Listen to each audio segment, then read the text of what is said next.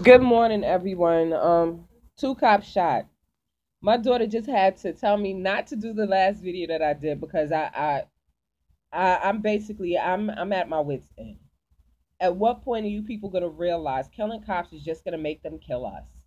Good or bad, it all falls into the same bucket. Now you have President Obama talking about Trayvon Martin could have been his son. You don't have any sons. You are the president of the United States. Play your position.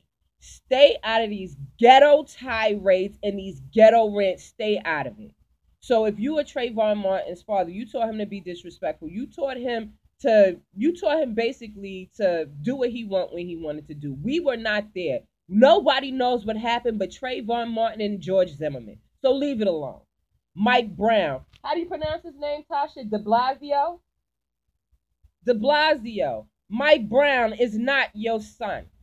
Okay, you are the mayor of New York City. At one time, NYPD was considered to be the biggest gang in the world. Okay, the biggest gang in the world. You have officers playing both sides of the fence. You have officers that risk their life because they love their job. You have officers that take lives because of their job. Your job is to stay neutral, not to take sides. Mike Brown is not your son. Plain and simple. Stop attaching your emotions to your job. Keep home life and office life separate. You are the boss of the NYPD. You just had two officers shot because of your reckless speaking. You stand behind Al Sharpton and he stands for nothing at all. As a mayor, you are supposed to be selfless. You do not involve yourself in the personal lives of your constituents. You do not pick and choose what battles you stand personally for. That is what you did when you took the job as mayor. Now, I understand your wife is black and your children are biracial. So what? You have a job to do, and your job is to govern over NYPD. Two officers' lives were taken, and for the idiots that support this, they were Asian and Hispanic. Hispanic people are descendants of Africa.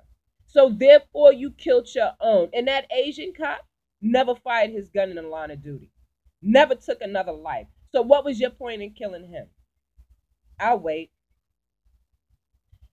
Again, at some point, you people are going to have to realize we need to take back our own streets. We need to stand up to these thugs, these criminals. We need to do what we need to do because these politicians are just making it worse. We are heading for a war that no one is prepared for. You have all these people posting pictures of themselves and videos of themselves online talk about, oh, you won't Mike Brown me with guns, automatic weapons. I hope to God all these videos are collected and they gather up all you assholes and Guantanamo Bay each and last every one of you because you're not part of the solution. You are the problem.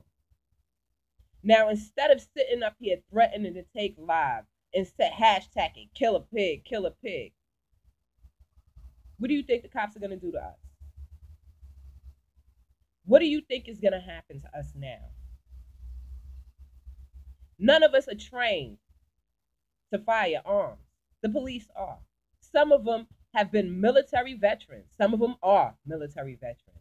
And now they're cocked and loaded and their sights are directed on the ghetto. I don't live in a ghetto, so I should be like, oh, that's not going to bother me. But it will bother me because I have family members and friends that live in a ghetto. I have a cop brother that lives and works in the ghetto. So, yes, it bothers me. My daughter said to me the other day, I'm so glad I'm not in New York, but I'm worried about my friends that are in the street, that be in the street like that. She should be worried because now they have a bullseye on their head. Like, who can be that dumb? They say the greatest people in the world do the craziest things. There's no greatness in murder, whether a cop does it or a civilian. There's nothing to be learned from murder. We're doing all this marching for what? What are we marching for? When you're condoning the murder of a human being. What I think should be done, all these neighborhoods that are against the police, pull the cops out.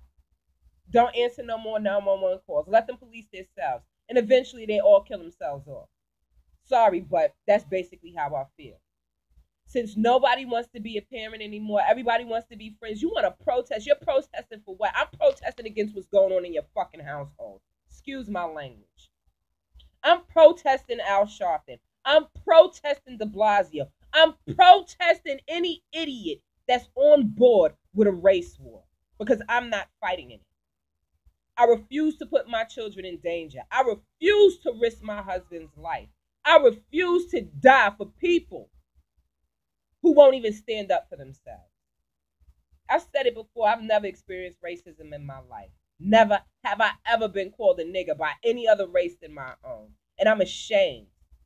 I am truly ashamed at the state of what my people are in today. And you can call me a race traitor or a coon and all that all you want, but you people disgust me.